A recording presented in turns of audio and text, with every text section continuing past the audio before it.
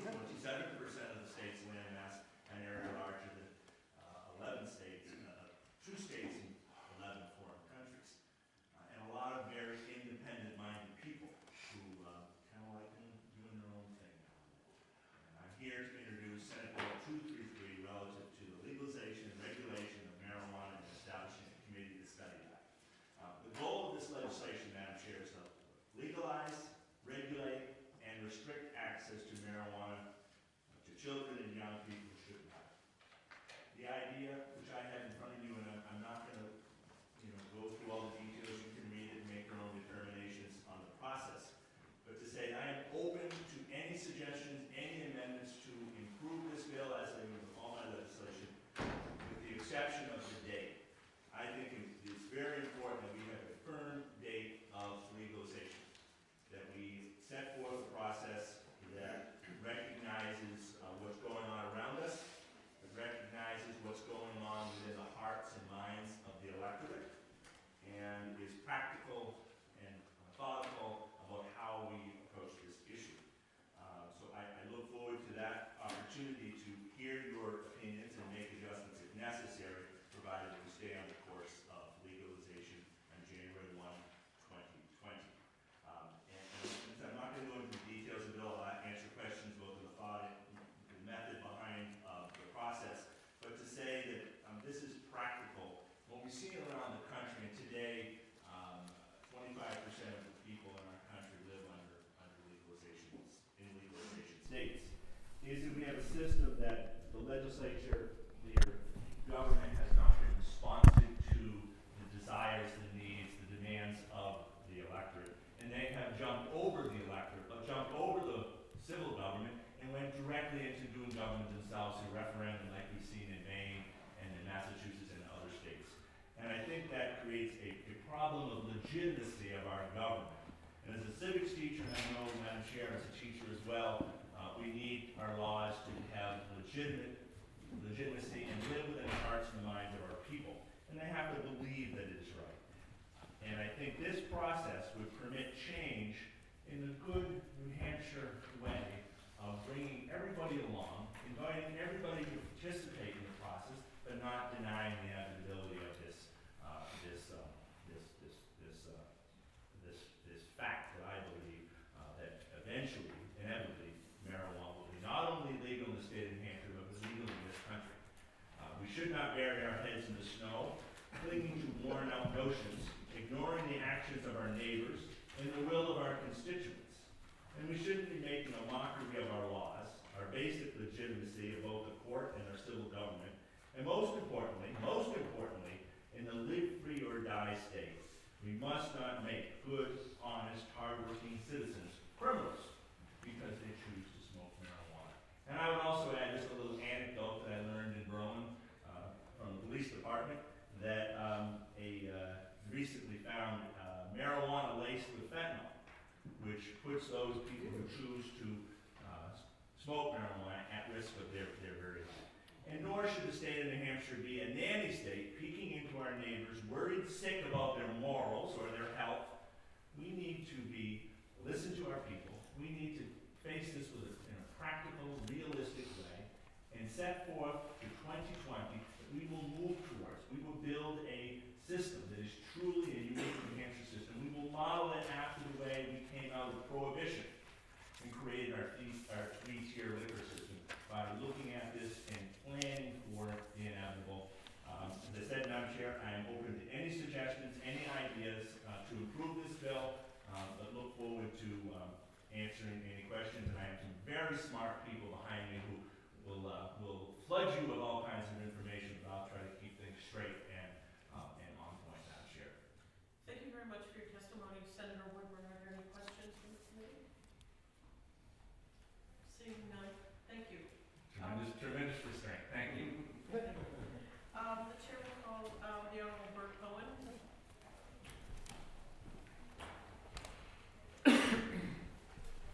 Still honored after all these years. It's a title of your words, Mr. Cohen. It's a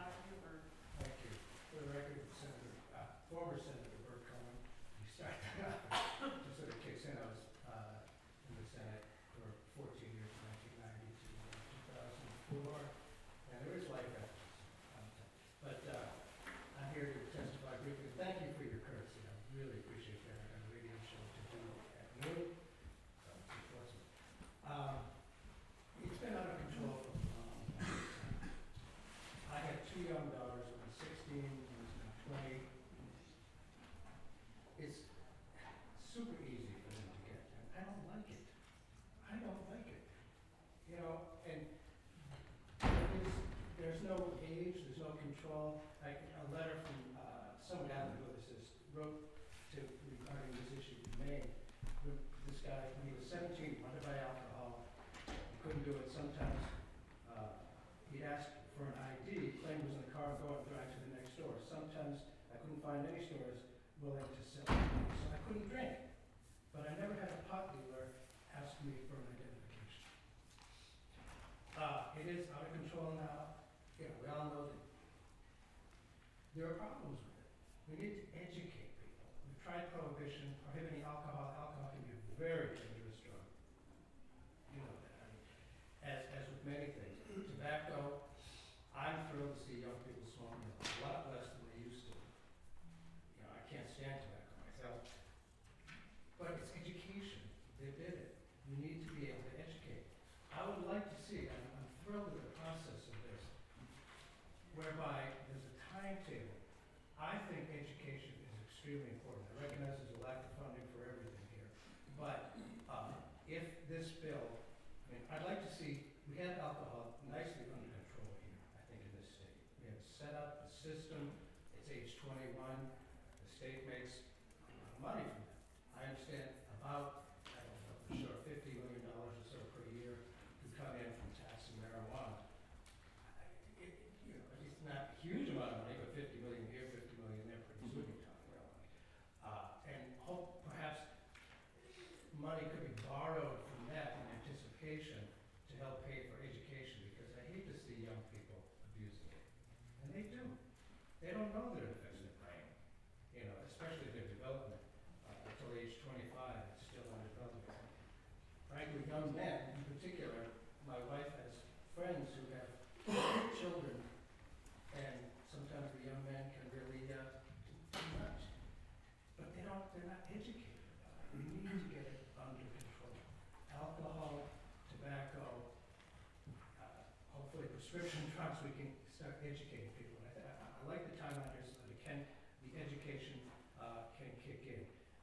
Again, I'd like to see it under control. I hate to see it's so easy to get now. Anybody can get it, all kids can get it. And if we make it age 21, and perhaps do something like the state liquor store system, which is already there, to tax and regulate it, maybe that could fit in with the old New Hampshire slogan, don't tax meat, tax the guy behind the tree. Or maybe a bumper sticker, don't tax us, tax pot. I don't know. But that's another issue. There's a lot of time to look at this. I mean, education, as I say, is really important. Pardon me, I've probably gone on long enough. There's a lot of people who want to speak, and I'd be happy to take any questions if I can try to answer them. Thank you very much for your courtesy.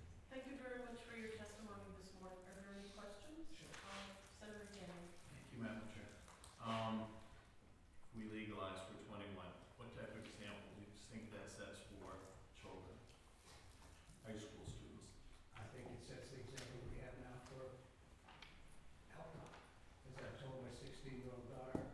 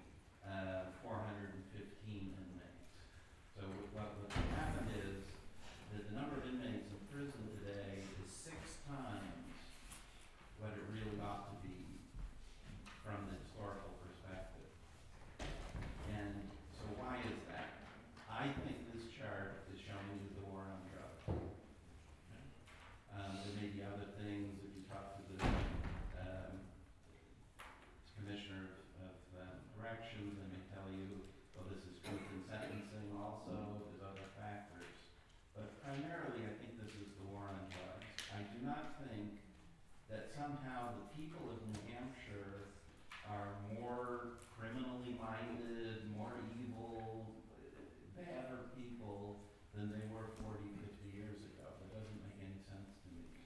We have the same people that we've always had, for the most part, not 6 times worse.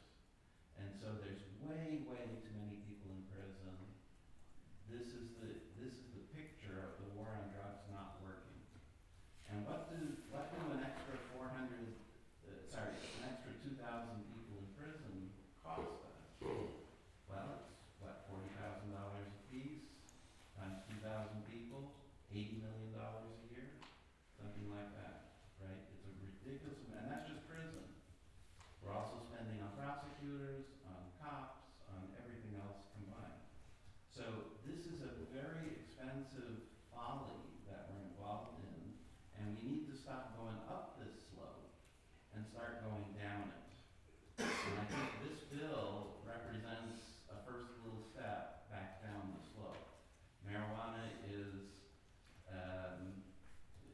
the mildest, I guess, of the illegal drugs that are things that are banned. This is just legalizing a very small amount of it, and so on. So this is a little step, in my opinion, in our opinion, in the right direction.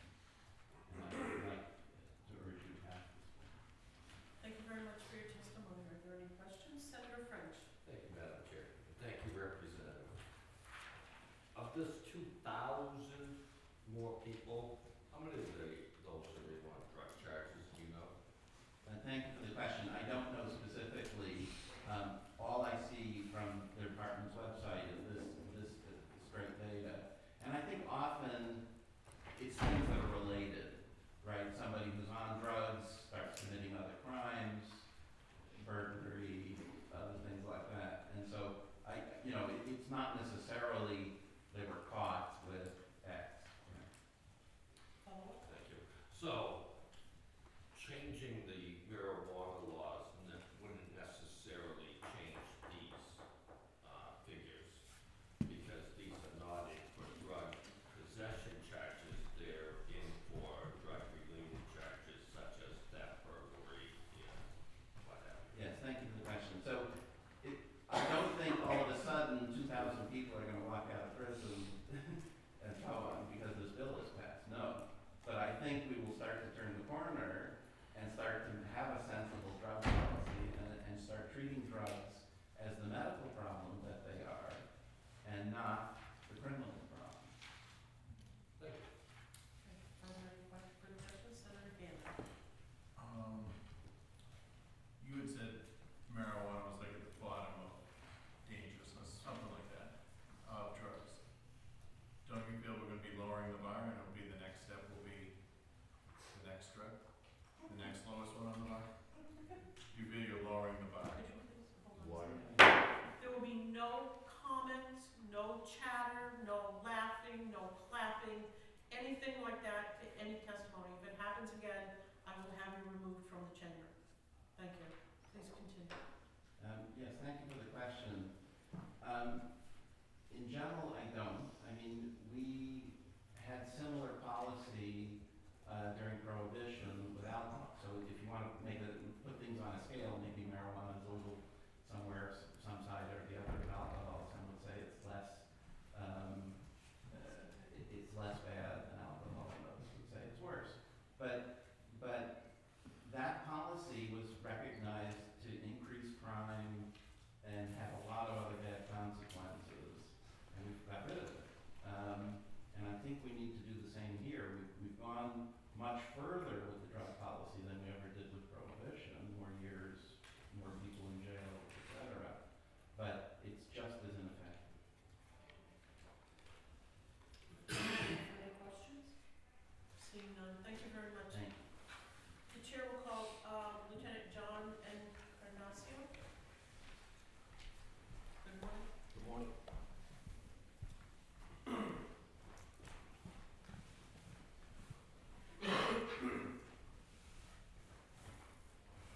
My name is John Ignacio. I am here representing the Department of Safety. I am a lieutenant with the state police, currently assigned as the commander of the narcotics come here opposing Senate Bill 233, and I will be brief on my testimony. I testified here on many occasions in the past several years regarding similar bills, and my testimony remains the same. Some of the points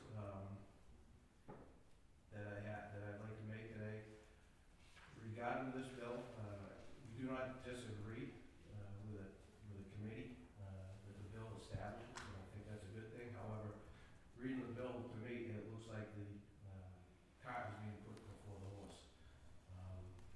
It's legalizing marijuana, up to 1 ounce, and creating a committee. I would recommend that a committee be created first, and that we take things slow and look at our neighboring states, look what's going on in the states that have already legalized marijuana, and make sure we don't make any mistakes like have been made elsewhere. We've done a similar thing with the medical marijuana, the therapeutic cannabis program. For a number of years, bills had come up and that program was pushed, and we took things a lot slower than other states did. We eventually came up with a medical marijuana program, which I can say today, as far as I know, we haven't had any diversion cases out of those dispensaries. We haven't had the problems that other states have had. And I would like to think that if we took our time and we examined the issues in other states and what other communities and states have had regarding the legalization of marijuana, that we won't make similar mistakes.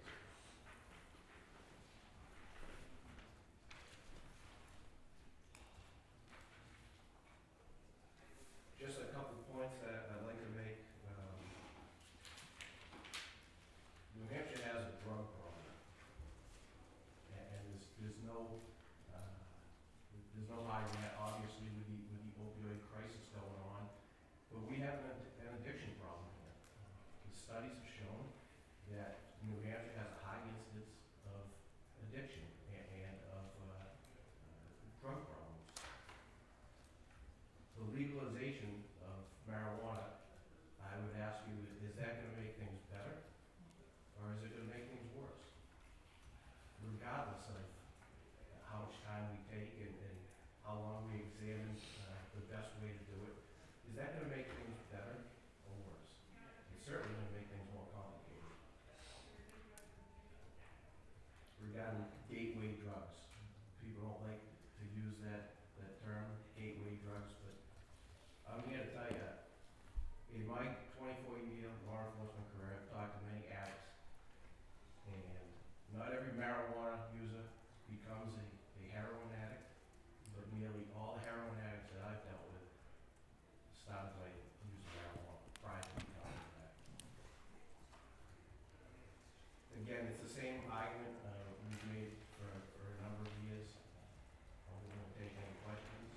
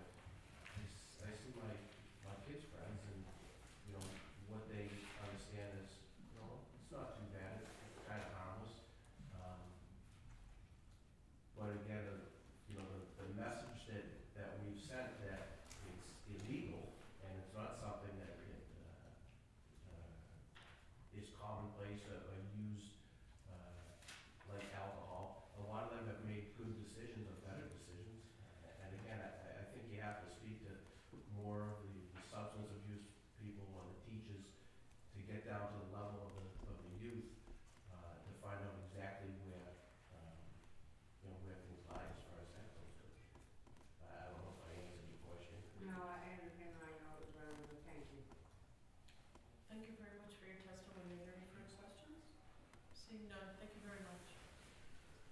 Okay, the chair will call Matt Simon. Good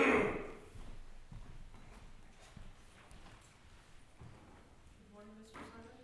Good morning, Madam Chair.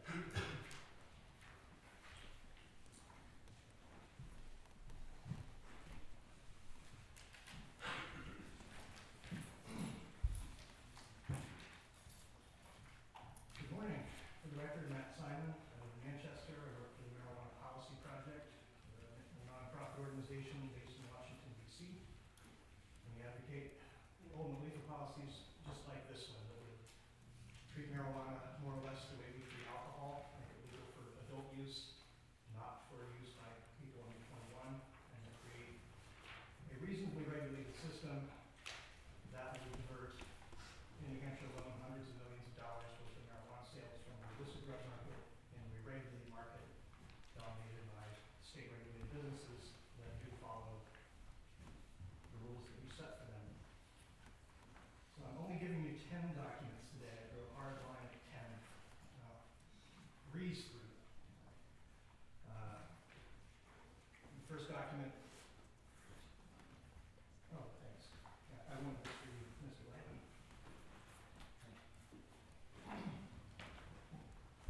Apologize.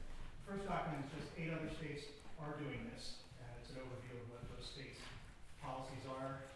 7 of the states allow chemical cultivation similar to what would be included in this bill. 1 does not.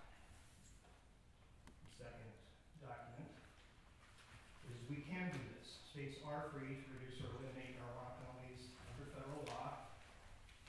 Marijuana remains illegal under federal law, but, and this is the document I just handed Mr. Lehman, is an article from the Congressional Research Service called State Legalization of Recreational Marijuana, Selected Legal Issues, and it goes into detail on what is or isn't or may not be preempted under federal law. And I'm not an attorney, but I would refer to that article, and what it basically says is that the market is something the federal government could seek to preempt, but personal possession and personal cultivation and sharing is not preempted, and the states can eliminate penalties for personal possession or reduce them to a civil violation or eliminate them entirely based on the 10th Amendment and the notion of federalism. Third document, voters want New Hampshire to do this. This is a copy of the most recent Granite State poll from July 19th, 2016. It was the 3rd consecutive statewide poll that found 60% or greater percent support among Granite Staters for making marijuana legal for adult use. 32% were opposed.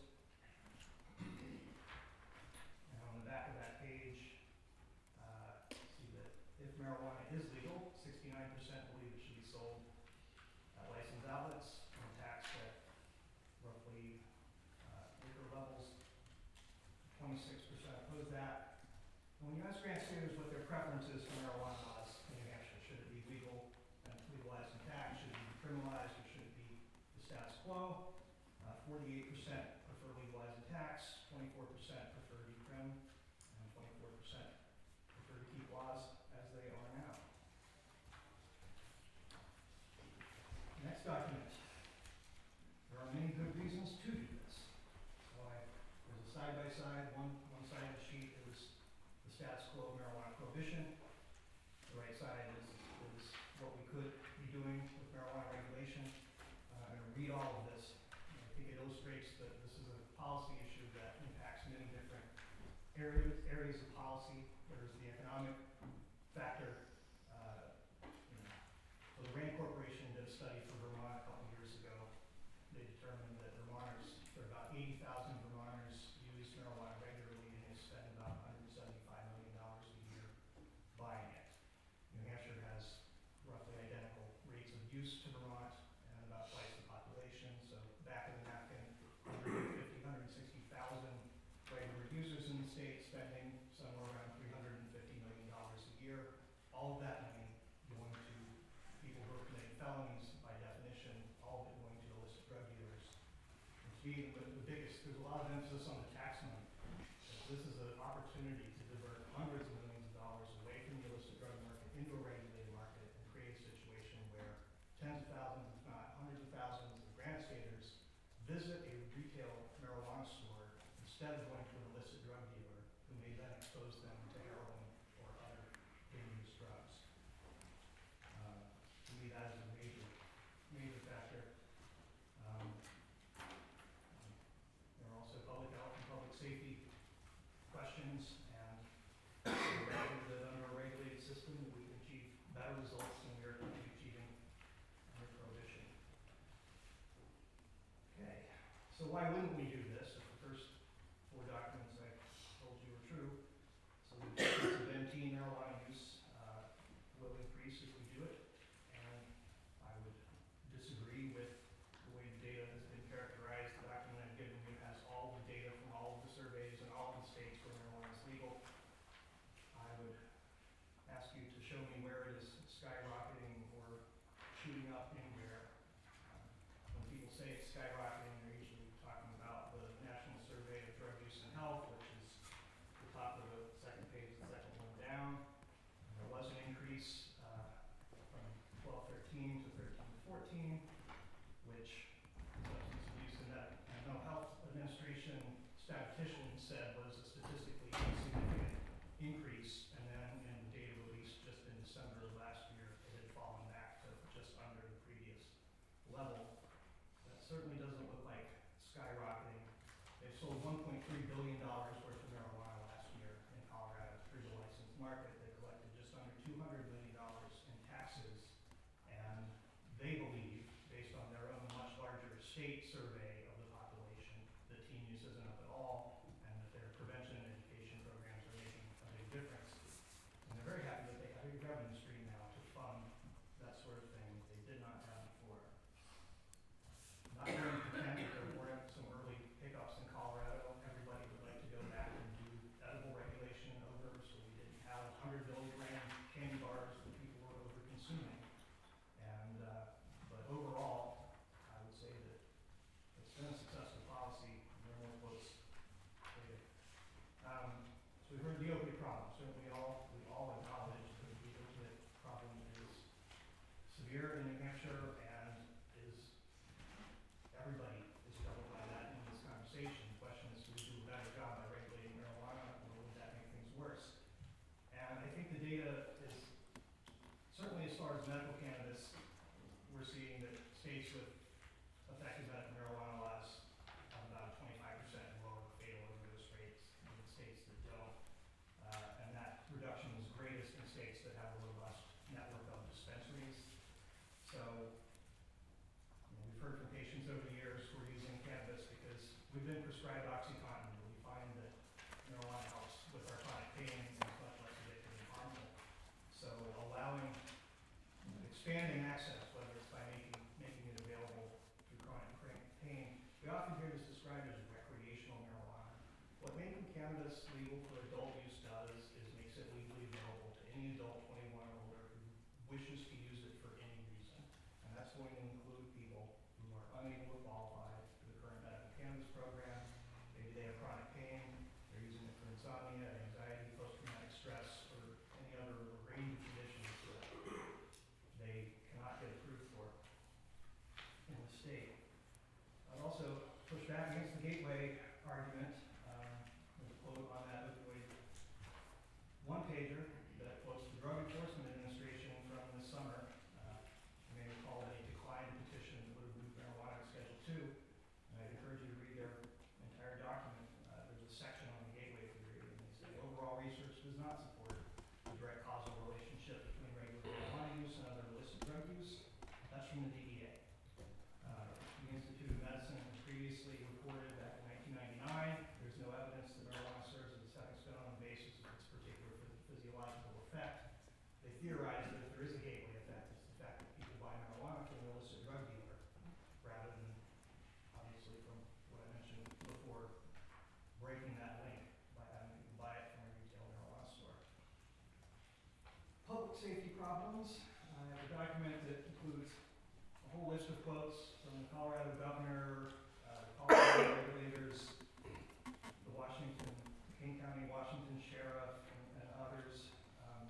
Governor Hickenlooper in Colorado was completely opposed to Amendment 64 in 2012. After it passed, he said if I could wave a magic wand and make this not go away, I would do it. And his tune has changed dramatically over the years.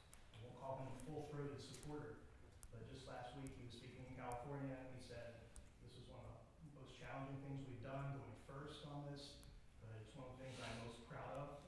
This is what he told an audience in California. He urged them to pay attention to edibles and have a good prevention program in place, basically to learn from the mistakes we made in the first year, but that we now think that we have a good handle on. I would argue that those lessons have already been learned. Finally, your law enforcement is opposed. Pew Research survey about 8,000, nearly 8,000 police officers nationwide last year. 32% of police officers nationwide, according to the survey, support legalization. So it's not majority support, but it's a substantial minority. And the last two documents I have for you both deal with the Rocky Mountain high-intensity drug trafficking area report, which in my experience is the #1 source of misinformation about marijuana policy. Last year I worked with the Vermont Senate. The Senate Judiciary Committee spent 3 weeks on this issue and heard testimony from the author of the Rocky Mountain High report via phone, from the actual regulators in Colorado via phone, and one of them in person, came in person. And they heard two very different stories. From Rocky Mountain Haida, they heard the sky is falling, that there's nothing positive happening, and that there are all of these, the report begins with this executive summary that is a bunch of very scary sounding statistics.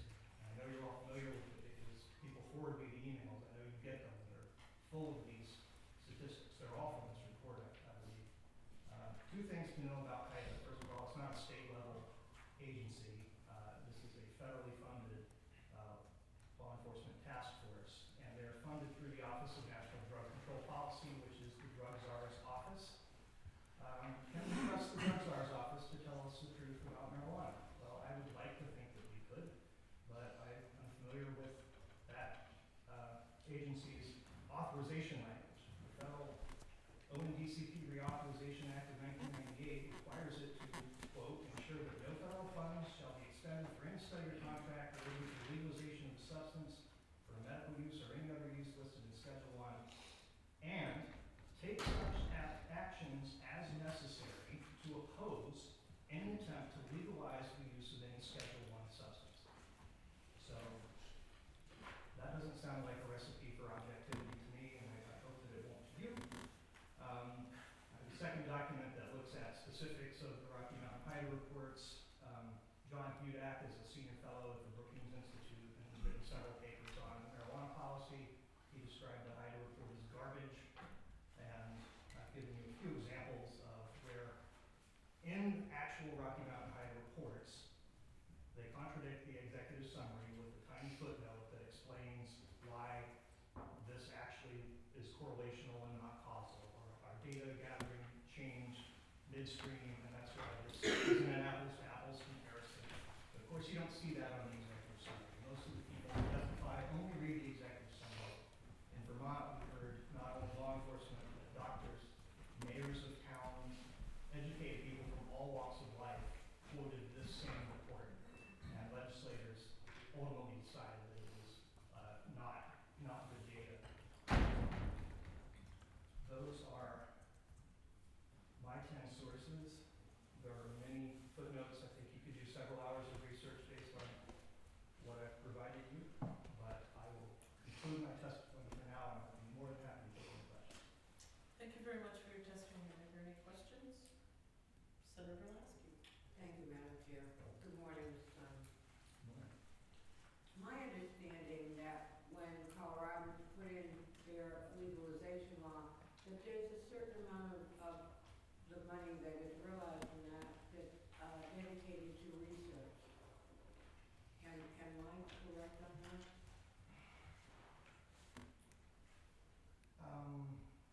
I'm not entirely sure.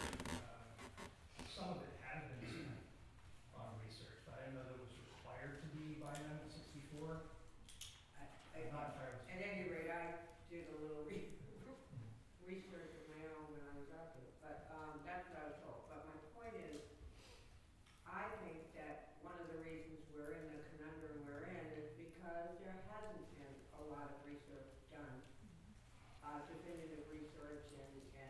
certainly research that we can count on.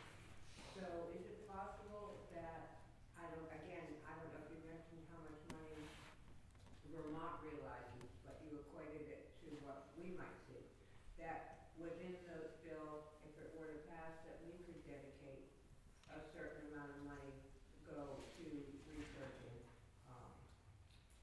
marijuana and its effects, et cetera, all the things that have been keeping us from moving forward on this issue. Yeah, thank you for the question, Senator. I do believe that would be an option and one that the study committee could consider, would be to target tax revenue towards research. I would, from my perspective, in one sense, you're absolutely correct that there's not been enough research. There's not been the type of research that would result in cannabis being approved as a pharmaceutical. On the other hand, there's been a tremendous amount of research, and from another perspective, this plant has been studied as much as any plant that we have, except that research has been primarily focused on looking at the harms. So Dr. Sanjay Gupta did a lot of reporting on this several years ago, and from his perspective, 93% of the studies, he said that 93% of the studies I found done in the U.S. are looking for harms, and only 7% are looking for benefits, and that produces a dramatically distorted picture. When I was growing up in the 80s, they told us it kills brain cells and make you crazy. We didn't have the internet then, it was easy to believe those things. I'm glad I didn't try marijuana until I was in college. I certainly agree that there's concern in research that suggests that heavy use by adolescents is problematic. I think that any serious advocate wants to take that seriously. But I also believe that prevention and education are what really dictate that, whether you're successful in that. So all of these studies looking for the harms associated with marijuana, well, never caused a fatal overdose. It can be habit-forming for some people, but much less so than alcohol or tobacco, those legal drugs. There are certainly negatives associated with it, but alcohol kills 2,200 people a year in this country by poisoning alone. They drink too much and are not alive the next day. That kills, I think, 37,000 or so just from the health effects annually. Tobacco kills just short of 500,000 people a year, according to the CDC. They don't even have a category for deaths caused by marijuana. So, for people, the dream of creating a drug-free America, which was the point of was the stated purpose of anti-drug legislation in the 1980s, was to create a drug-free America. That hasn't worked out so well. That wasn't a utopian dream.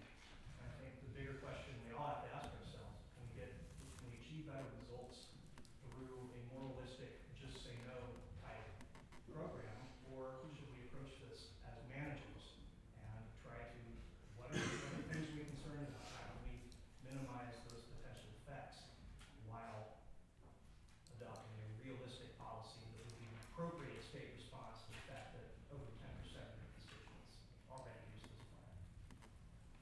Thank you. Just one Follow-up? final question, thank you. Is alcohol as much a gateway drug, or could it be considered, has it been considered as much a gateway drug to other drugs as marijuana or anything else?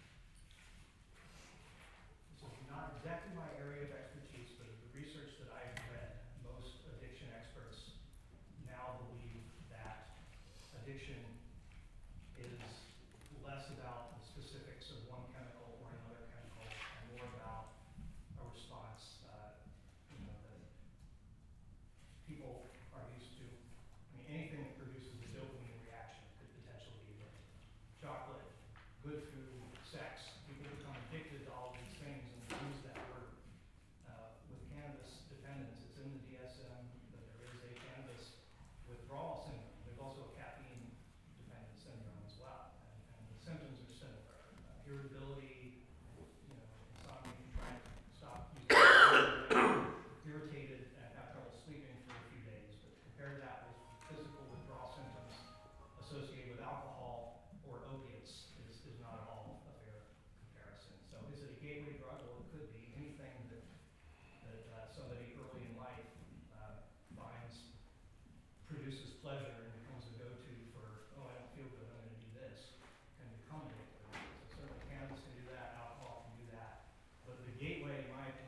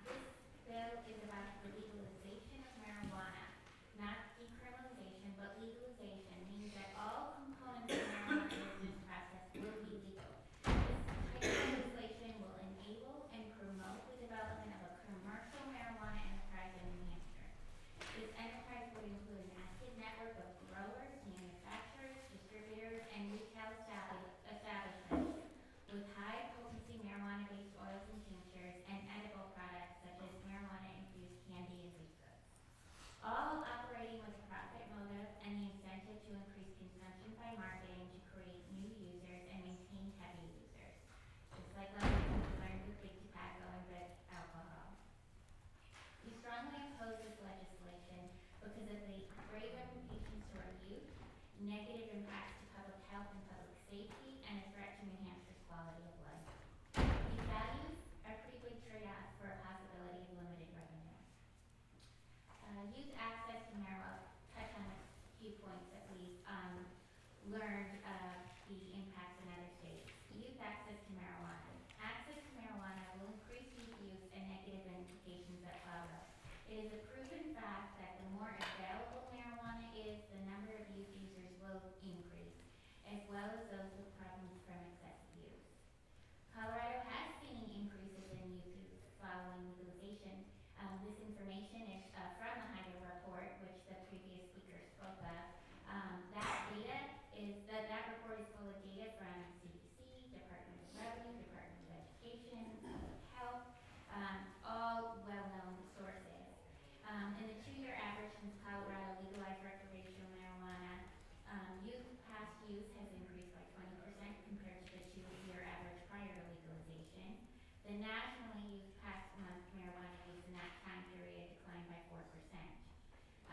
It does show that Colorado youth ranked number 1 in the nation for past marijuana use, up from number 4 in 2011 and 2012. And marijuana use was, Colorado youth past month marijuana use in 2013 was then 4% higher than the national average, compared to 39%. Public health and safety. Colorado has also seen negative impacts. Public health and safety outcomes affecting their state since legalization, a 49% increase in the number of marijuana-related emergency room visits, and a 32% increase in the number of marijuana-related hospitalizations. Marijuana-only related exposures increased 155% in the 3-year average since Colorado legalized marijuana. And there's been a 62% increase in marijuana-related traffic deaths after marijuana was legalized. Proponents of legalization of marijuana stress that these efforts will eliminate the black market. However, Highway Patrol yearly interdiction seizures of Colorado marijuana increased 37% from 288 to 394 since recreational marijuana was legalized. So let's talk about revenue. Supporters of legalization believe that the state will gain a windfall of revenue due to legalization. However, Colorado's annual tax revenue from the sale of recreational and medical marijuana was only about 0.5% of Colorado's total statewide budget. While taxpayers in Colorado promise marijuana revenue would replace the income tax or fill holes in education and other services that have been cut over the years, those promises have not come to fruition. New Hampshire still does not correctly allocate profits from the sales of liquor for prevention, treatment, and recovery 13 years after the alcohol fund was created.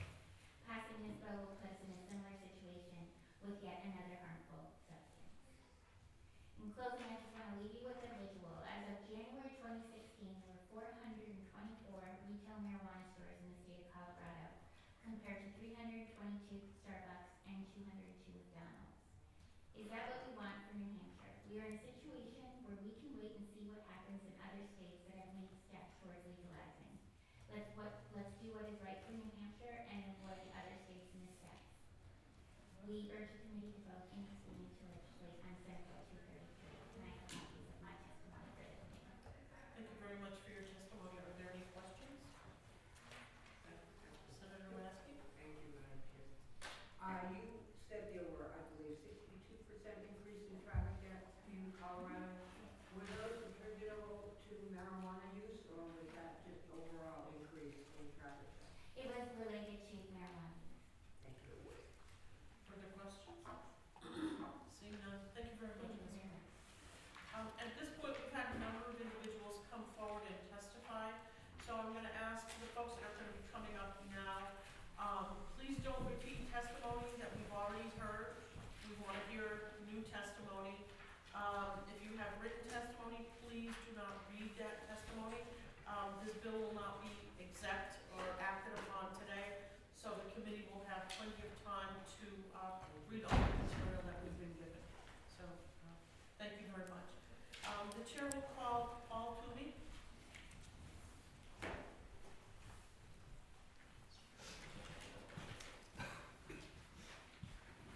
Good morning, Mr. Toomey. Good morning, Madam Chair. Thank you, members. My name is Paul Toomey. I'm from Chichester. I'm the former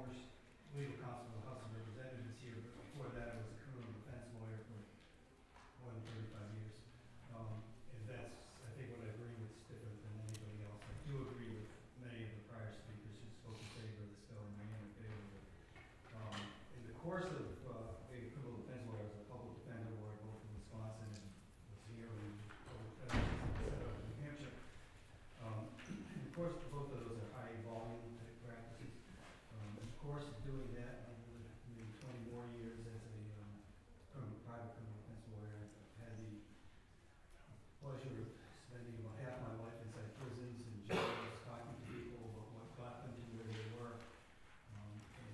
One of the things I've noticed is that it is a constant in human nature that people always have something they can blame it on. It's either some other person or something bad that happened to them, or in many, many cases, it's something that they took, a substance which they took. I've heard thousands, literally thousands, exaggerating anyway, people tell me that alcohol got them into a cage, ruined their lives. I've heard people say LSD did it. I've heard people say heroin did it, amphetamines did it. They did things they wouldn't. And I'm not just talking about people that are in there because they got busted for drugs. I'm talking about people that committed crimes because these substances lowered their inhibitions or interfered with their judgment. Somewhere near the end of my career, I realized that I'd never heard a single person ever tell me that they were in a cage because they smoked marijuana and they did something that they wish they hadn't done. It never happened a single time. I don't think that's a coincidence. After I had that thought, I started asking police officers, because I also spent an inordinate amount of my time talking to police officers, mostly waiting for court. And I would often ask police officers, have you ever been in a fight with somebody who was high on marijuana and not also drunk or high on something else? And they would all laugh at me. Not a single police officer ever told me that they had that experience. I would then invariably say, have you ever been in a fight with somebody who's taken alcohol? And they would all laugh, but it was a different kind of laugh. Because they all had that happen hundreds and hundreds of times. There's a certain amount of resources that are available to the people of the state to deal with crimes and with antisocial behavior.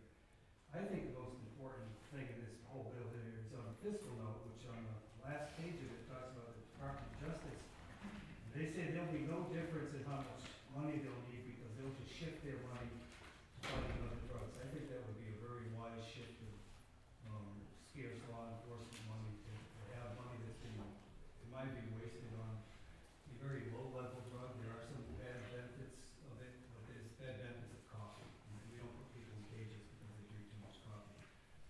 I represented, I'll just tell you a very quick story, in the past year, a man who was a Vietnam vet in Lebanon who was busted for less than an eighth of an ounce of marijuana. Well, this much marijuana. He used it because he had a 20-year injury, and it was more than 20 years, really 30-year injury, service-connected injury, combat-connected injury, and he had access to every drug you ever wanted to for painkillers. He did not want to take it. He didn't want to become a zombie. He had found through other vets, and he had no criminal record whatsoever his entire life. But other vets had told him that they could get relief from similar injuries from marijuana, so he started getting marijuana. And I believe through other vets at the VA. He got busted. Somebody in his apartment house building busted him. So he got busted about an eighth of an ounce. There were six police officers involved on the case, plus two officers, sort of the same person twice, who had to drive an eighth of an ounce down to the lab.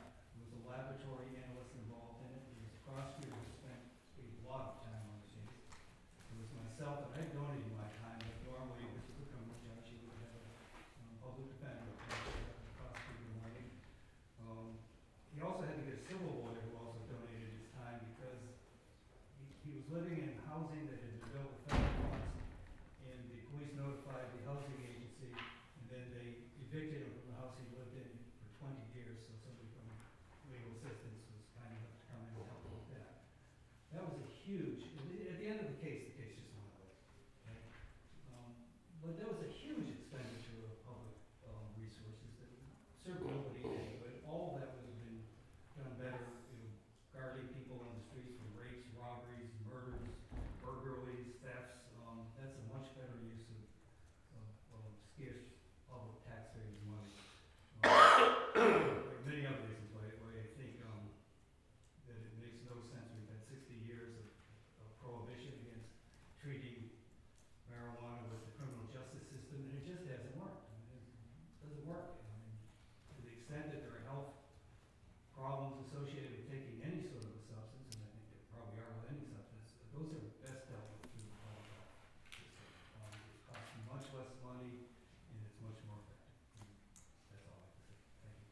Thank you very much for your testimony. Are there any questions? Seeing none, thank you. The chair will call Richard Van Brickler. Good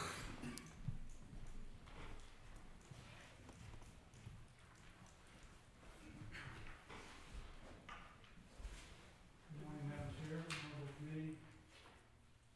For the record, my name is Richard Brookler. I'm the Superintendent of the Cheshire County Department of Corrections, and I have been since June of 1993. A lifelong resident of New Hampshire, I've been in law enforcement since '87 on the civilian side. I went to the Army in 1980, and I retired after 26 years of active and reserve duty in 2006.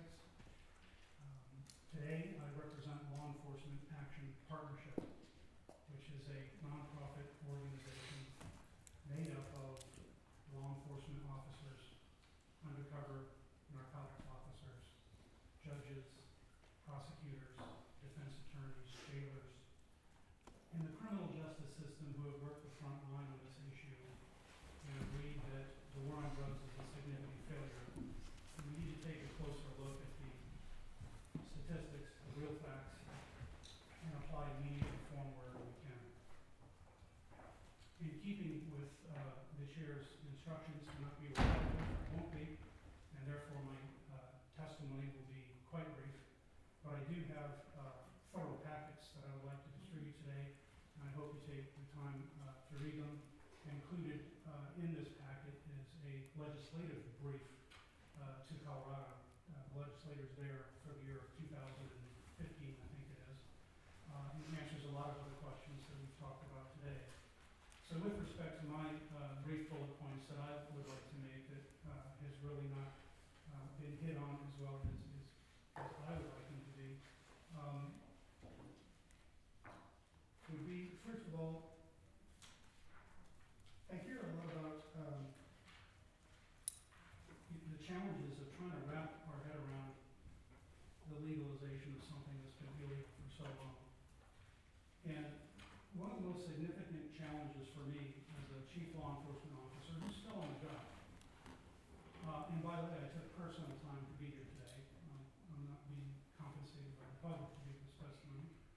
One of the most challenging things for me was to understand that being an advocate for drug policy reform or being an advocate for legalization is not being an advocate for abuse. It is an entirely different thing. Each of us have an individual bias, I think, based on our frame of reference in terms of where we grew up, when we grew up, where we work, who we work with, who our children hang out with. We have these individual biases about how many people actually use marijuana. We have our individual biases about whether or not it's a gateway theory or not. But there are facts out there, and there's a lot of opportunity to study. And America is doing it. They're doing it aggressively, and they're moving in the direction of significant reform. And I'm here today based on my experience and citizenry in the great state of New Hampshire to say that I think it's the right way to go.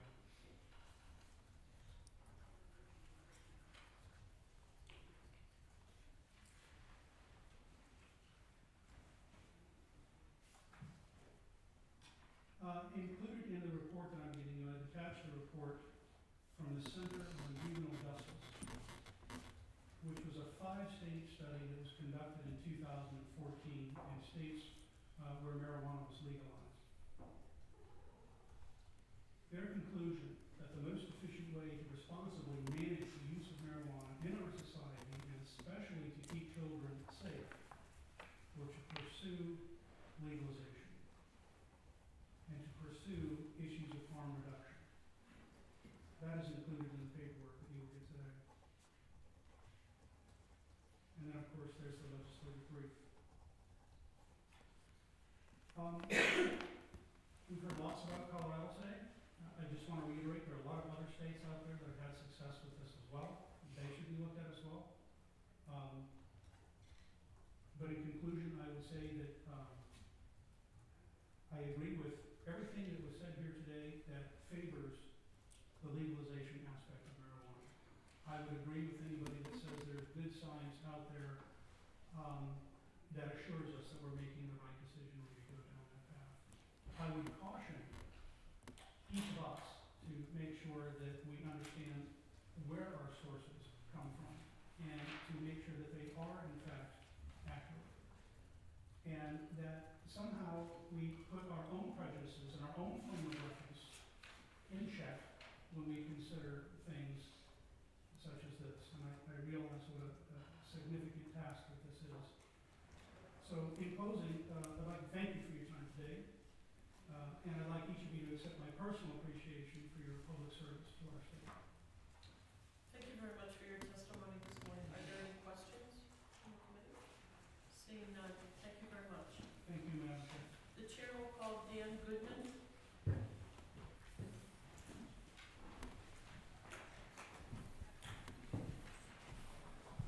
Good morning, Mr. Goodman. Good morning.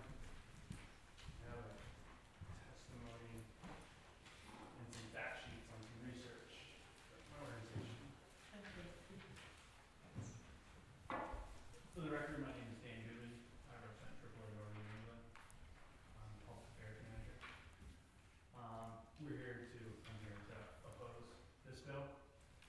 We have a real serious traffic safety concern. That's the angle we're coming at it. Last year, our foundation, AAA Foundation for Traffic Safety, released some reports that they had done, and I'm just going to quickly outline some of the key findings.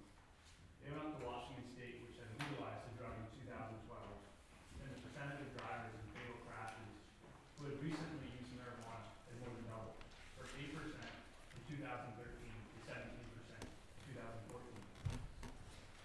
That means that 1 in 6 drivers involved in fatal crashes tested positive for THC. This trend is troubling because the proportion of fatal crashes involving marijuana had been stable for the past few years.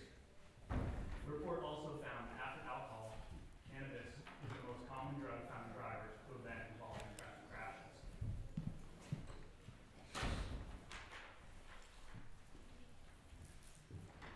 There are also serious limitations and challenges that law enforcement have to identify marijuana impaired drivers.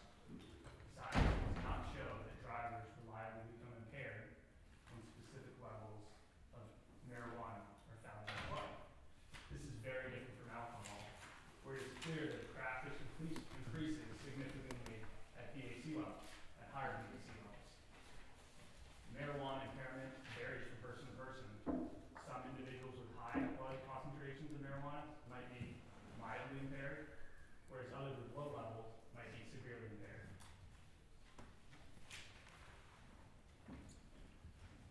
Like I said, we have a really serious traffic safety concern. It has taken generations to educate the public about drinking and driving and to strengthen the laws related to drinking and driving. We still have about 9,000 to 10,000 individuals a year who die from alcohol-related crashes.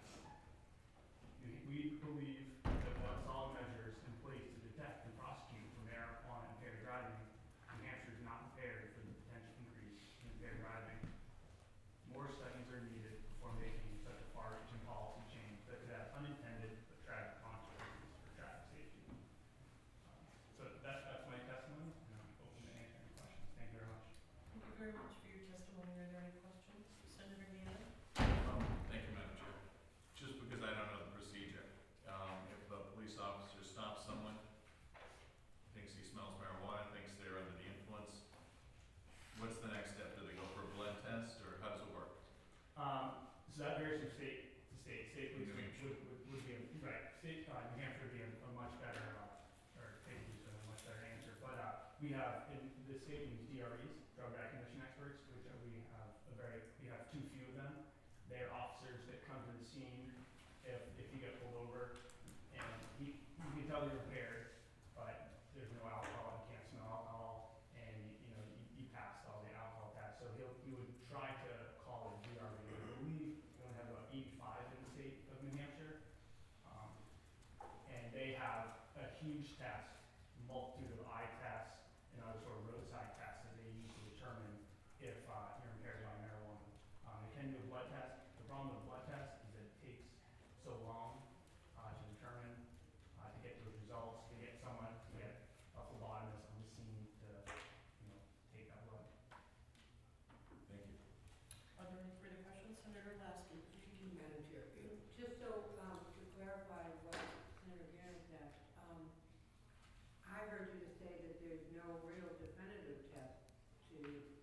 without waiting, you know, if you were to do a blood test, to say that someone is under the influence of marijuana, right there on the scene.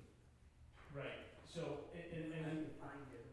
right, and so the problem with, you know, let's say that individual does get a blood test and it shows that they have this many nanograms of THC in the blood system. The science has not shown that because you have 20 nanograms that you're impaired, because it's so variant. Someone at 1 nanogram may be severely impaired, but someone at 50 nanograms may not be impaired. That's what the data has shown us. So follow up. Follow up?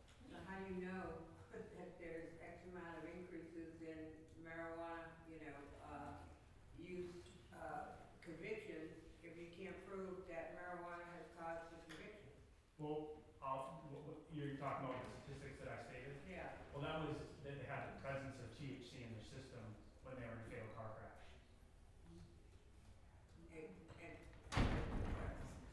And a certain amount of THC in the system? It varied from all different levels.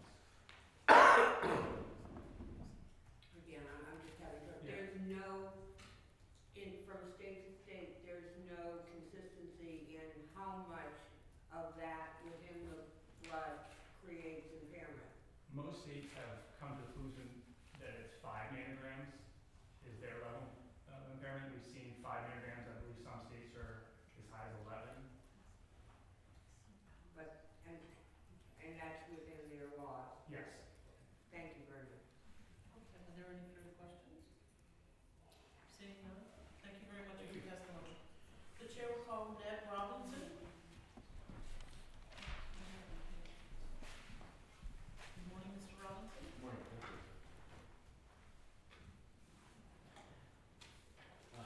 My name is Ed Robinson. I speak to you today as a private citizen. I'm from New Hampshire. I'm a chef and restaurant manager. I studied with Grenoble in Paris and studied hospitality in Brussels, Belgium. When I was over there, I was diagnosed with Crohn's disease. And Crohn's disease is an intestinal inflammatory disease.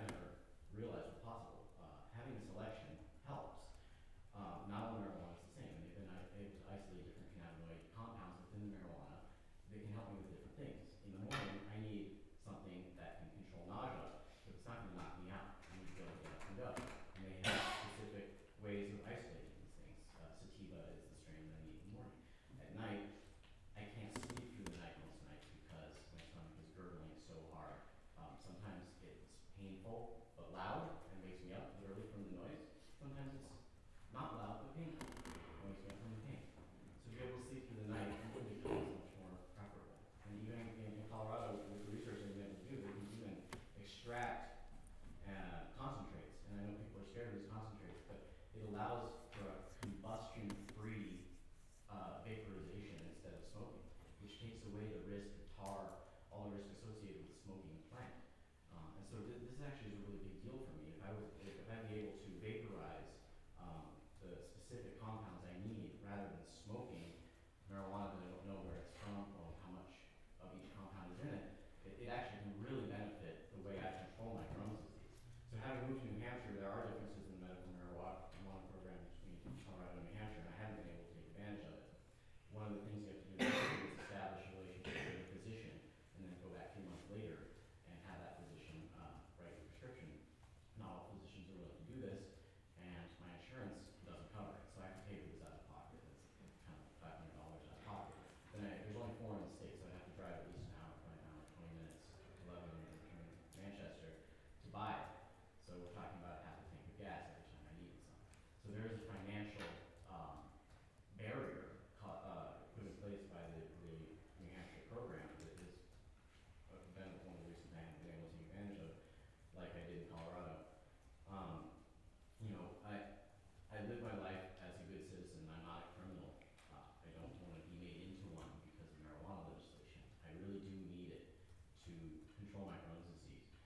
I too am disturbed by marijuana abuse, and I have a lot of questions about legalization as well. And I appreciate the testimony of the lieutenant earlier.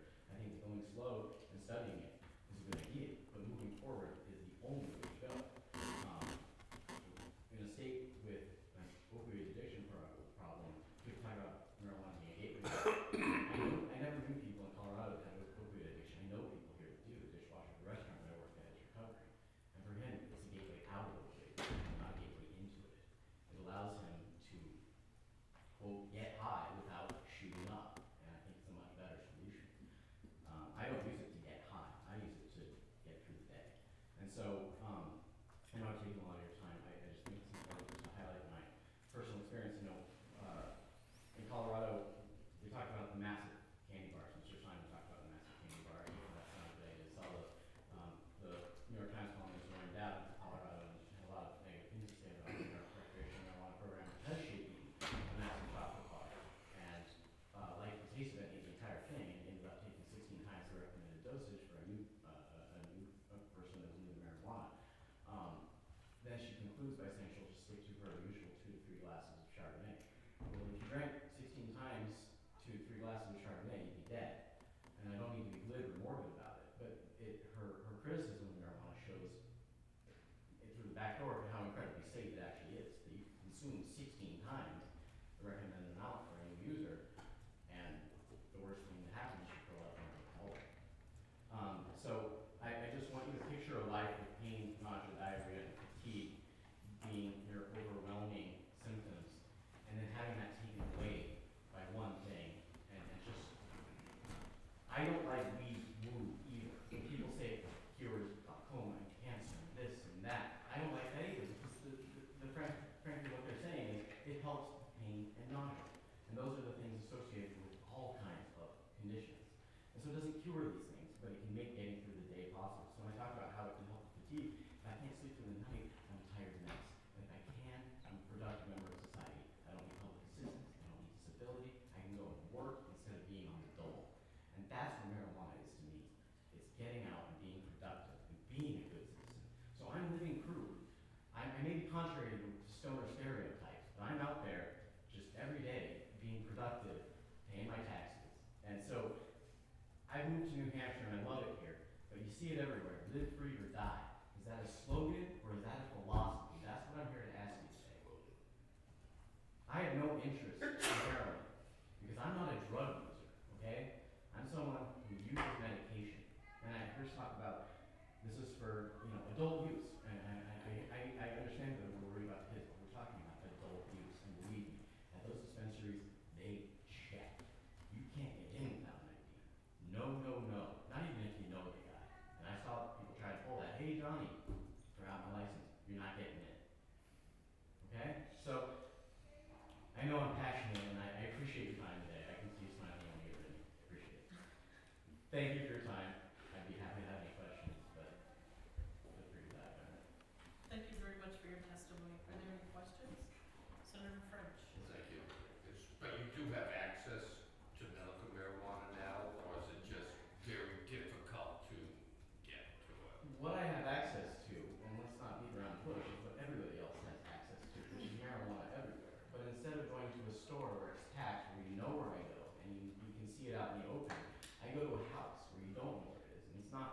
don't know who it is. And I don't know what it is, quite frankly. I trust the person, but how much? Do they trust the person? Do they got it from, that they got it from, that they got it from? So I have the same access to marijuana that any one of you have. You can find it this afternoon if you want. I'm not gonna help you. Okay. Do you have a que- yeah, I've got the same question. Thank you, Madam Chair. You talked about going to a dispensary though, Well, correct? that was in Colorado. I talked about how I haven't taken advantage of the medical marijuana program here in New Hampshire because of the having to find a physician who's willing to do it, wait the 3 months, and then having to sign off on it again, pay the fee to the state, and then drive the hour and 20 minutes. I'll be honest, it's a laziness factor, it's a convenience factor. I can get it down the street in Keene. So what's the point of driving to Lebanon, you know? I was just confused. I would prefer to be legal, like I was in Colorado. Definitely, absolutely. I would prefer to have the car. And, you know, perhaps you can inspire me to take those steps and just make it our drive. I made the drive here, so I can do that too. Okay. Thank you. Thank you so Any much for further your time. questions? Thank you. The chair will call Dennis Goddard. Thank you, Madam Chair and members of the committee. I appreciate you've heard all you want to hear about marijuana, so I'll try and keep it real brief. I want to share with you, my name is Dennis Goddard. I live in Hopkinton. I want to share with you a brief personal anecdote, but also the committee had asked a question that I don't think got sufficiently answered. It had to do with the relationship between those who are incarcerated primarily in New Hampshire for pure and simple marijuana possession and how that interacts with other more serious offenses. I think that there is enormous and timely relevant wisdom in the New Hampshire Constitution, some of which applies to the specific question. Part first, Article 18 says, quote, where the same undistinguishing severity is levied against all offenses, the people are led to forget the real distinction in the crimes themselves, and to commit the most flagrant with as little compunction as they do the lightest offense. Quote. I certainly saw this when I was in high school. The kids who thought nothing of going and getting some booze, thought nothing of smoking some pot, also thought a lot less than others about maybe taking a little something that wasn't theirs, but sure starting down the path. If you'd like to see the real roots of gateway behavior, I think that the New Hampshire Constitution may offer some wisdom. As to the question that I know has got to be on folks' minds, what happens when young people interact with marijuana at a, you know, what kind of message are we sending? Of course, this legislation is not talking about anything less than adults, and I would certainly not advise any legislation not aimed at adult usage. But I first came into contact with marijuana when I was in high school. I also came into contact with alcohol. I knew I didn't like the latter because you started to feel good, you got sick. Right? You started to feel real good, you start throwing up and doing stupid things. I learned very quickly, this is not what I want any part of. My own evidence, and to be honest, I was a nerdy and geeky kid. I actually did some research and read some papers and tried to find peer-reviewed studies, and it seemed to me like marijuana didn't look all that bad, so I used it, and I kept using it. I kept using it through college, and I was accepted into the University of Wisconsin's chemical engineering program, where I later double majored in computer science as well as chemical engineering, which is frankly one of the more difficult courses available in the United States on those subjects. My anecdotal experience was that in things like chemical engineering and computer science, you're going to find maybe not a majority, but a very significant fraction of people pursuing those subjects in those fields who are using marijuana recreationally. I know that among my cohort, I now work at I'm a director of technology at one of the largest IT companies in the world, which has a major development center in Nashua. I know that when I try to hire people, if I have to hire them into the Nashua office as opposed to our Burlington office, I have a lot harder time attracting the top talent. Why? Because we're a prohibitionist state from their point of view. They're not that interested in coming here if they could work out of an office in Massachusetts which is right now eating our lunch as far as attracting the talent that can decide where on earth they wish to live. Okay? That's been my experience. As I used marijuana in college, I certainly found lots of folks. I've got right now, if you go down to UNH or any other college campus, and you look at the folks who are in the quantitative sciences, the people who are using math to predict behavior of brain systems, you're going to find an awful lot of those people are using marijuana recreationally. This was certainly my anecdotal experience. I'd love to be able to attract and retain a top talent in New Hampshire. That's all I have. Thank you. Thank you very much for your testimony this morning. Are there any questions? Senator Cannon? You brought up in your field, where you work, do you do two questions, one will be a follow-up. Do you do a drug test at your company? I have a policy personally. I will not interview with any company that needs to examine my body chemistry to find out if I'm a good thinker. And the answer to your actual question is no, my employer does not test. So you were saying you would limit maybe the potential people would have come for jobs. Are you aware that like SIG, Voss, Manufacturing, Wheeling Enterprises, United States Postal Service, UPS, dozens of other companies employing hundreds of thousands of New Hampshire people do tests?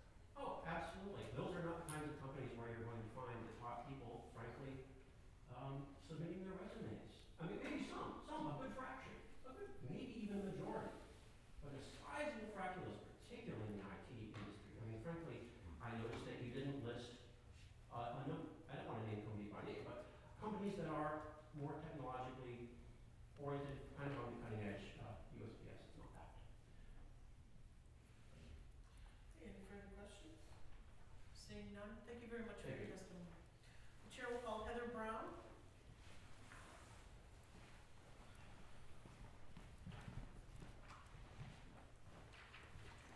Hello, how are all of you today? For the record, my name is Heather Marie Brown. I am a resident of Farmstead and have been a lifelong resident of New Hampshire. I not only represent myself, but I also represent a small group called New Hampshire Cannabis Advocacy and Education. I'm here because I do support this bill. I support anything that has New Hampshire moving forward. In my own personal experience, I can actually answer a question that you had earlier.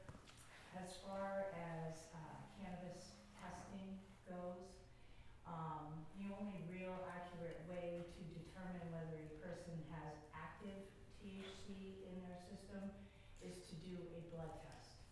No matter what, if a person uses cannabis for a significant amount of time through a urine test or even a hair test, it will indicate that there's cannabis present. But there is a huge difference between active THC and inactive THC. A blood test is a way to determine whether it is active or inactive. And even then, a blood test cannot accurately pinpoint the exact time or date of usage. It can put it within a day, within 2 days, but it cannot pinpoint it and say within the last 10 minutes this person used cannabis. It's just not that accurate, but it can indicate whether or not there is active or inactive THC. The reason I know this, my other half was arrested for cannabis possession here in New Hampshire. He was put on pretrial services. Because of that, he was required to go in for weekly urine tests. He failed the urine tests repeatedly, even though he was not consuming cannabis. The court wanted to throw him in jail. We actually had to convince the court and his lawyer to fight for us to be able to have blood testing done. Blood testing was the only way my other half was able to stay out of jail. If it had not been for the blood test, he would have been incarcerated. He would have been costing the state of New Hampshire more money, and he would have become a burden on the state. So I am grateful that we were able to fight for that and have that done in our particular situation. In my own situation, I I do not qualify under the current medical definitions for usage in the state of New Hampshire. Maybe if some of these other bills pass, that will change, but as of right now, I don't. It doesn't change what I do for myself health-wise. And what I do for myself health-wise is not put poisonous and dangerous chemicals that cause my liver to fail, my heart to fail, and my kidneys not to function correctly. Which unfortunately, until I discovered cannabis, was something I had to live with on an everyday basis. At one point in time, I was on approximately, and you're going to find this outrageous, but I can provide medical records to back it up if I need to in the future. I was on approximately 50,000 milligrams of medication a day. Over 25 pills were given to me as a teenager to help with my medical conditions. It left me at about 400 pounds, completely unable to do anything except for sit in a chair and drool on myself. I had no life. It was horrible. My quality of life was absolutely ridiculous. I had no future. My parents prepared for my death. They expected me to be dead by the age of 18. I am 39 years old, and I have 3 children, which is something else I was told I would never be able to do, was conceive children. I've done some research. I've learned about the cannabinoid system. I am a true believer that the only reason I was able to become a mother was because of my cannabis usage, was because I replaced a missing chemical within my body that is already naturally produced. I believe legalization is an effort that New Hampshire needs to take for several different reasons. A, I believe that it is going to improve the quality of life for, I would say probably at least 60% of the citizens. I would also like to point out that the financial gain that the state has that could be made from this is a very large amount. And, in Colorado, I will point out, I do hope that you guys are able to fact check some of these statements that are made to you today, because there are studies out there that indicate to the contrary of some of the information that was presented here today. Colorado took in approximately $70 million in tax revenue. While they only took in approximately $42 million in alcohol sales, because with alcohol sales, they declined once legalization happened. To me, that's a wonderful thing. Alcohol kills people. Tobacco kills people. New Hampshire makes a butt ton of money off of alcohol. In fact, I think we have some of the largest revenues in the United States as far as alcohol revenue goes, which I find absolutely disgusting. And I don't know why we're sitting here talking about legalization of cannabis when we already have legalized a substance that is proven to kill you. Cannabis doesn't kill you. No deaths are resulted from cannabis. None. How many are resulted every year from alcohol? I'm sure all of you have those facts in front of you as some of that paperwork that was provided. I would also like to point out that I heard the term polyuser thrown around. Well, if you drink and smoke cigarettes, you're a polyuser, and those are 2 substances that are going to kill you. I admit that, I do have cannabis usage, but I do not use heroin. I do not use opioids. I refuse to take pain pills for anything. It has not led me anywhere. In fact, the first thing I started off from when I was a teenager, because of how readily available it is within the state of New Hampshire, was alcohol. And at 12 years old, I was on my way to becoming an alcoholic. which is absolutely ridiculous. And then you throw all of those prescription medications on top of it, and you can probably see why I didn't have much of a productive childhood. As an adult, though, through my choice to use cannabis, I have become a major advocate for early childhood education. I've been recognized by Governor Lynch as an unsung hero. I've been recognized by the Executive Council in the past for the work I've done with community action. I was the first person from New Hampshire to ever sit on the National Head Start Association Board of Directors. I've traveled all over the country. I've even been selected by the president to work on one of his special education committees that was pulled together and convened several years ago. I've had all of these opportunities given to me, and I would not have had any of that if it had not been for my choice to use cannabis for myself, because I wouldn't have left the house. Physically, I would not have been able to leave the house, and mentally, I would not have been able to leave the house. I do think that given the pressure that is now on all of us with legalization now being effective in Maine and in Massachusetts, and soon will be in Vermont, I think that we're all missing out on a wonderful opportunity. We're putting our state at risk of losing its citizens because people will just travel an hour down the road to do something they can do legally instead of staying here. I think that we will lose a large amount of money in tourism because I believe that if people want to go hiking in the mountains but want to be able to enjoy cannabis, they're not going to come to New Hampshire to do that. They're going to go right by us and head right to Maine. They have wonderful skiing facilities there.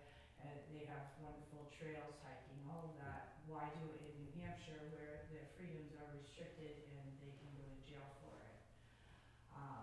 I agree with almost everything in the bill except for the effective date. I do not believe that 2020 is realistic.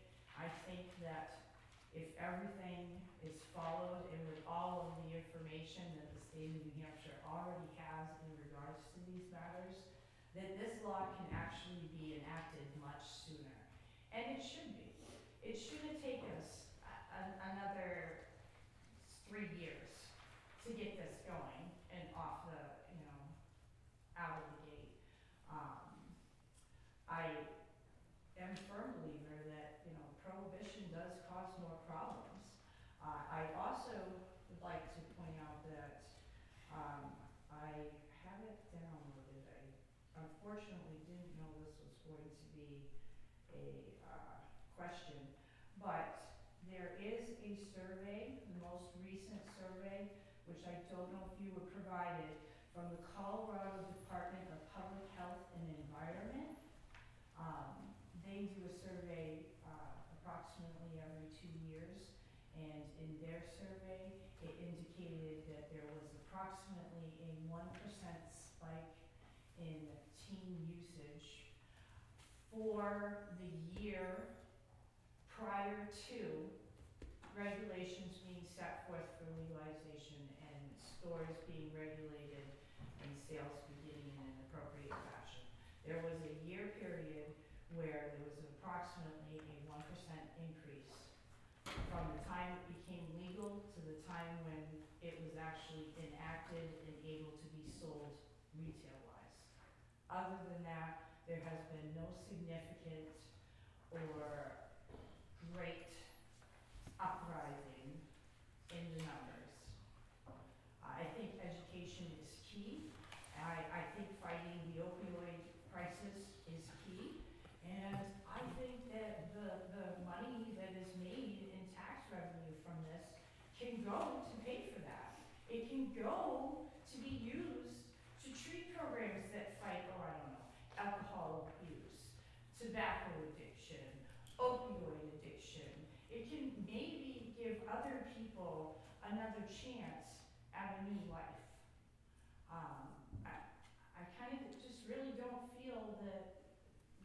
we have to wait that long. I think that we have all of the information. I think that a committee or a commission is a good idea, but I just don't agree with waiting that amount of time. That's 3 more years that the state's gonna miss out on all of the positive benefits that can come from legalizing cannabis.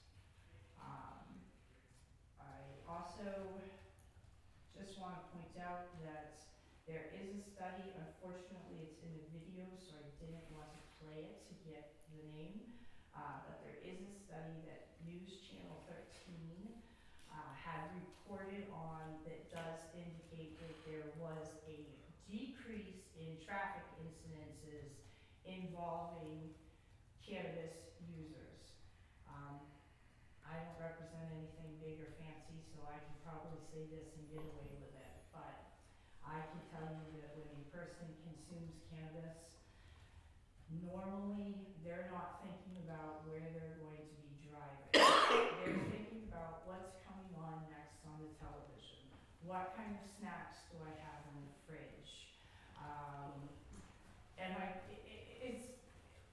if a person is under the influence of cannabis and they have smoked too much cannabis, you still have enough common sense and wits about you to actually not get behind the wheel and drive. Unlike the effects of alcohol, where, you ever heard the term beer muscles? Or beer goggles? Those expressions, that's because it doesn't matter whether you have 1 beer, 3 beers, 4 beers, 12 beers. You're gonna think you're fine. That's where those videos of you dancing on the table with the lampshades come out, because you thought you were actually Fred Astaire and Ginger. You know, so I feel that legalization is the next step. I support the bill. I support legalization. I do, although disagree with that date and believe that the date should be sooner. And I also would strongly recommend that some of the information you were provided today by certain opposing individuals, that you have fact-checked, because the information they're providing you may not necessarily be the most accurate and up-to-date information. We heard testimony from Mr. Simon about a study that's most commonly used when it comes to cannabis legislation. We already know that that's just a big giant piece of propaganda. I don't want to see any of you get sucked in by propaganda. And I think that bias and stereotyping have absolutely no place with cannabis. So I thank you very much. Sorry if I was stressing you out, but I appreciate the moment. I'm just looking, we'll be out of this room at noon, and there are other people that would like to speak, so. I appreciate it. Thank you very much for your testimony. Are there any questions? Seeing none, thank you. I'd just like to announce, we have to be out of this room at noon, and that gives us 25 minutes, and there are 1, 2, 3, 4, 5 people who would like to speak, who have signed up to speak. So, please be cognizant of the time. We've heard a lot of testimony this morning. I would ask you again, please do not repeat testimony that has already been given. The next person is Ian Freeman.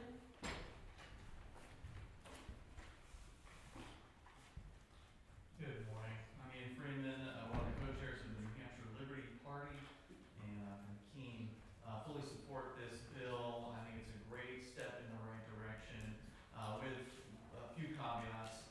I think that I agree with the last speaker that the date here is way too far out. I mean, New Hampshire is already behind the ball as far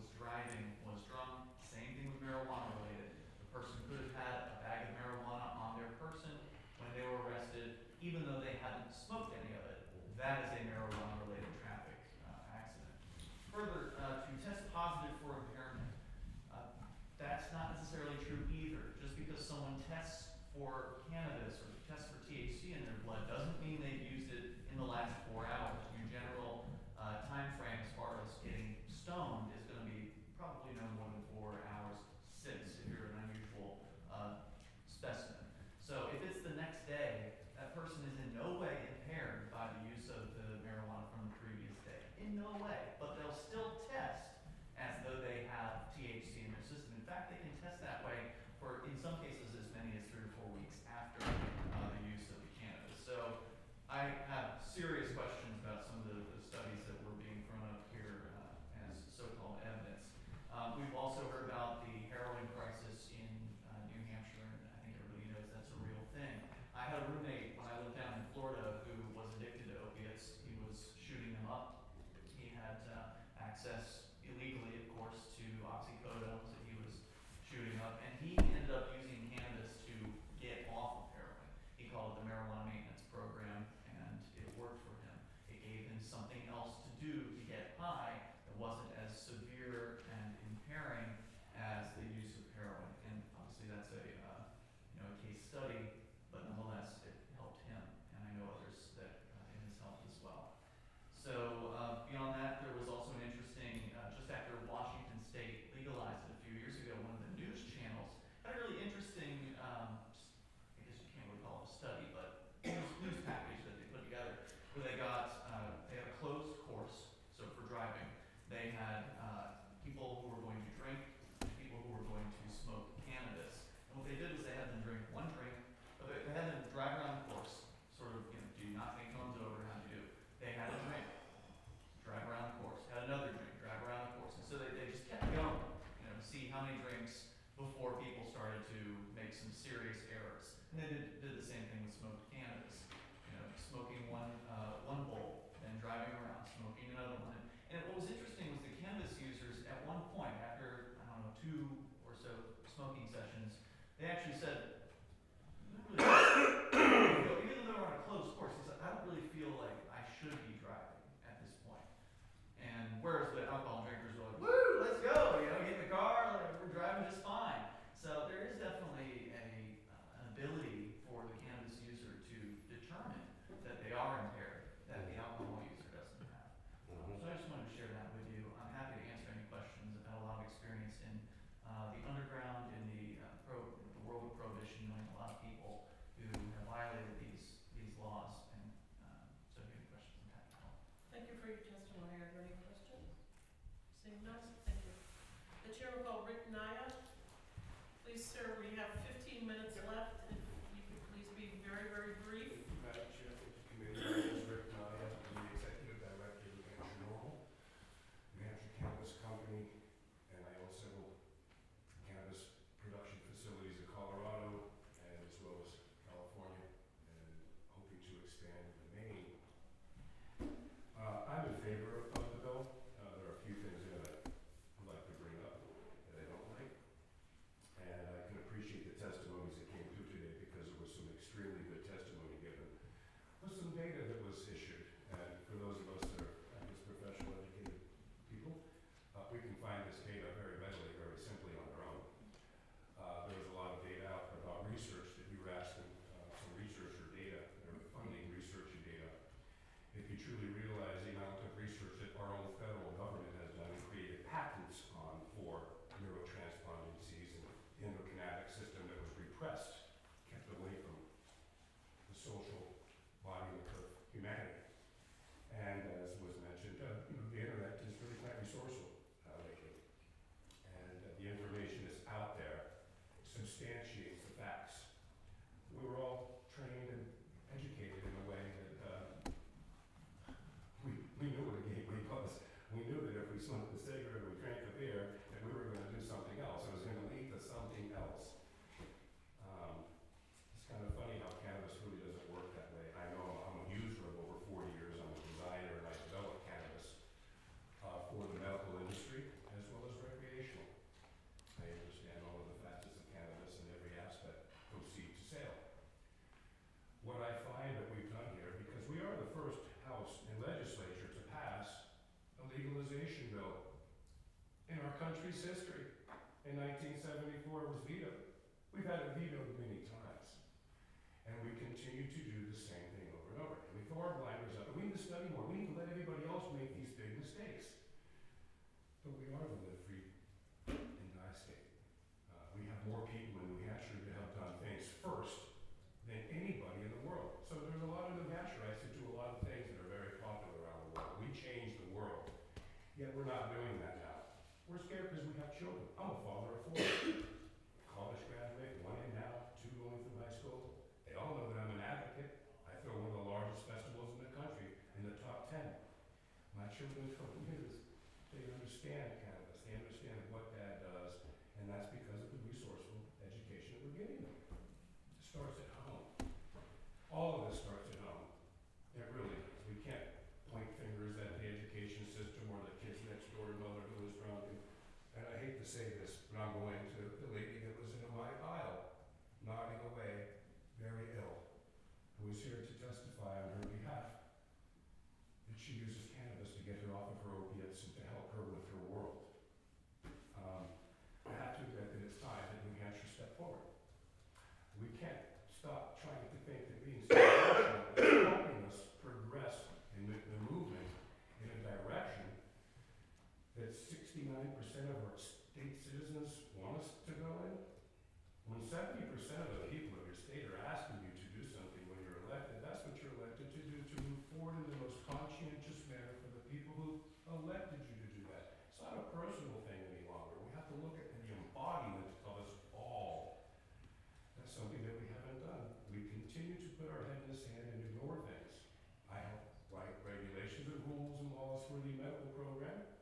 I'm very excited as the way that it moved, a little slowly for me, a lot of constraints, this 90-day program. There's a lot of things that should have changed. It would have helped the industry, the medical industry here in New Hampshire, which is having a little bit of difficulty. We have 2,000 patients. We speak about the RAND report that was given 3 years ago. It talks about cannabis at $300 or $400 or $500 an ounce. 10 minutes. Funny thing is that the states that are surrounding us now are developing and growing cannabis on a larger scale. The prices are starting to go down, just like Colorado's $100 billion industry. In the next year or two, Colorado will suffer the same fate as many of the other states that are out there. It's not going to be a big thing anymore.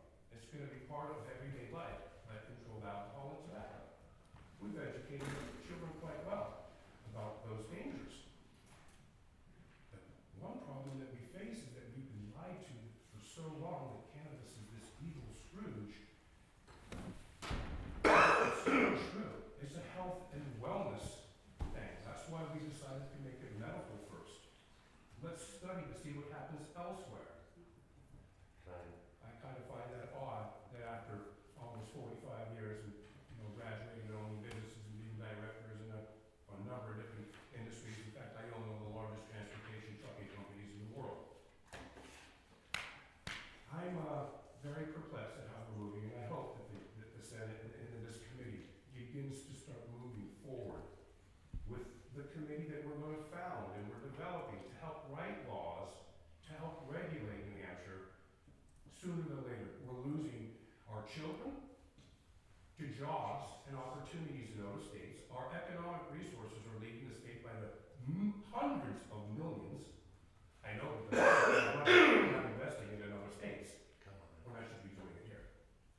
So please take this into consideration. New Hampshire needs to be a newer New Hampshire. We can't continue to go down the same path we have because it's done nothing but affect our children's opportunities. Those children that get arrested, they have problems with alcohol and opiates, this whole thing that was driven from the problems that we've created because we were lied to. It's time to make that change to create a new New Hampshire. And I look forward to being part of that process, and thank you very much.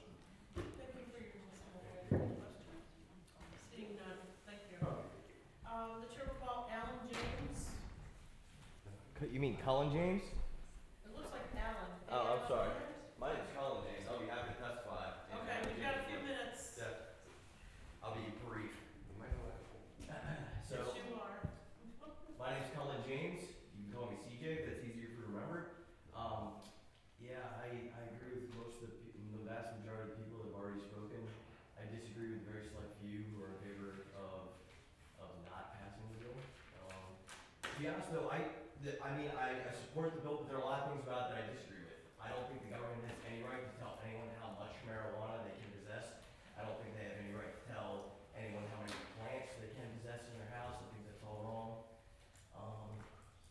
Yeah, but at least it's a step in the right direction. It's much better than caging innocent people. I was unfortunate enough to be arrested for possession of marijuana recently, back in September, on my way to work. On my way to work to Guitar Center in Nashua, and unfortunately, my car was seized, so I couldn't get to work. And then a few days later, I was given a call by Officer Callahan of the New Hampshire State Police to come to barracks to arrest me. Which I don't think I really need to point out the irony of the situation, where the government, claims that marijuana is this bad thing, but really it was the government that prevented me from getting to work that day. So, I think the best thing to do is just to pass the bill. All the details that I disagree with, hopefully further legislation can fix those other little problems, and then we can just stop hurting our neighbors. And, I spent a lot of time in NA too. I think it was Ian that said something about the marijuana maintenance program. Yeah, the burn program is pretty effective in Narcotics Anonymous. So a lot of people that go to NA that are trying to quit opiates and are successful with it using cannabis as a replacement. So I just really agree. I agree with all those things. I think that marijuana is really not the monster that the government's made it out to be for almost a century now. So it's just time to legalize it. So thanks. Thank you very much for your testimony. Mr. Hajar, you are the last person who signed up, so guess who gets to go last? I had trouble getting up out of bed early this morning. Oh. Good morning. Good morning. Thank you. Everybody here is still in my time because I'm sitting there thinking about 100 different things I could talk about. Let me just limit it to 2. I think laws should be respected. I think if you're going to pass a law, it should be respected, and it should be respected if it makes sense. Prohibitions against cannabis make no sense. And as a result, you've got thousands of people who have no respect for the law whatsoever. I've got 50 years, you want to talk about studies? 50 years, age 17 to age 67, of constant use of marijuana, and as the senator will know, even though we very rarely agree politically, I've got 25 years of very productive experience in my community, elected to the budget committee, the zoning board, board of directors of Little League, charter commission, yada yada yada, coach kids, raise kids, the whole shooting match, while smoking pot every day. Every day. And nobody knew the difference. So I don't want to hear any of this crap about what it does to you. It doesn't do anything to you. I've only had 2 accidents in my life that did not include another car. Those were both under the influence of alcohol. You folks are presiding over the largest drug dealer in the state of New Hampshire, and that is the state of New Hampshire. The state has been preying upon the people of other states for years and years for the purpose of balancing its budget on alcohol and tobacco. That's hypocrisy. And unless you're prepared to pass legislation banning the use of alcohol and tobacco, you have no logical standing as far as banning the use of by far, the least deleterious of these substances. I have personal experience. I don't know if that counts for as much as some of these other studies, but I can tell you that you and I both know a lot of people in Londonderry who are regular users of marijuana, who are chemists, engineers, firemen, salesmen, you name it, they're doing it. So why don't we stop the hypocrisy? Why don't we get it out of the closet, and why don't we take away the risk of people having their lives ruined over a law that is much worse for them than the drug that it's meant to prevent? That's about it. Any questions? Thank you very much, Senator Lasky. You provoked a question. Oh. Oh, I You know, this is not the first time. I